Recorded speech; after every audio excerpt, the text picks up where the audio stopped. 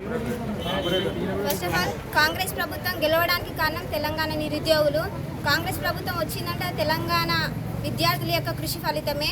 So ఎన్నికల manifesto 2 లక్షల ఉద్యోగాలు ఇస్తామని మాట ఇచ్చిన రేవంత్ రెడ్డి గారు ఇప్పుడు మెగా డేస్ అని 11,000 పోస్టులతోనే దాన్ని పట్టియాలని చూస్తున్నాడు. సో మాకు డిఎస్సిలో మెయిన్గా అట్లీస్ట్ ఎగ్జామ్ జూన్ 12కి రిజల్ట్ వచ్చింది. ఎగ్జామ్ నుండి డిఎస్సి మెయిన్ ఎగ్జామ్ వరకు కనీసం ఒక 50 డేస్ 60 డేస్ టైం అన్నా కావాలి. కానీ ఇప్పుడు జూలై 17 నుండి ఎగ్జామ్ స్టార్ట్ చేస్తున్నారు. ఈ 1 మంత్ గ్యాప్లో మేము ఎలా చదవగలుగుతున్నాం?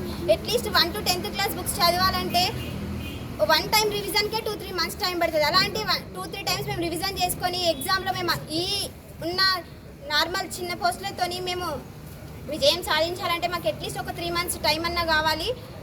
సో గ్రూప్ 2 గ్రూప్ 3 పోస్టులు ఒక గ్రూప్ 2 2000 గ్రూప్ 3 3000 పోస్టులు పెంచాలి. మొన్ననే HW ఎగ్జామ్స్ ఇంకా జరుగుతూనే ఉన్నాయి. దీనికి ప్రిపేర్ కావడం ఈ నిరుద్యోగులతో ఎలా పాసిబుల్ అవుతుంది?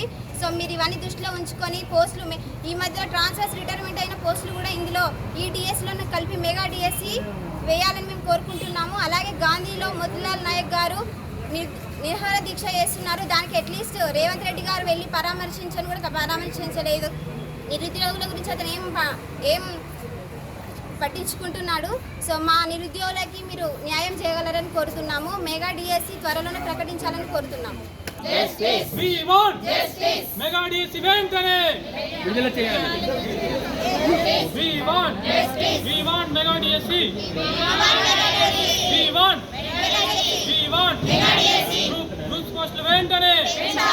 పోస్టులు వేయించండి. 1 100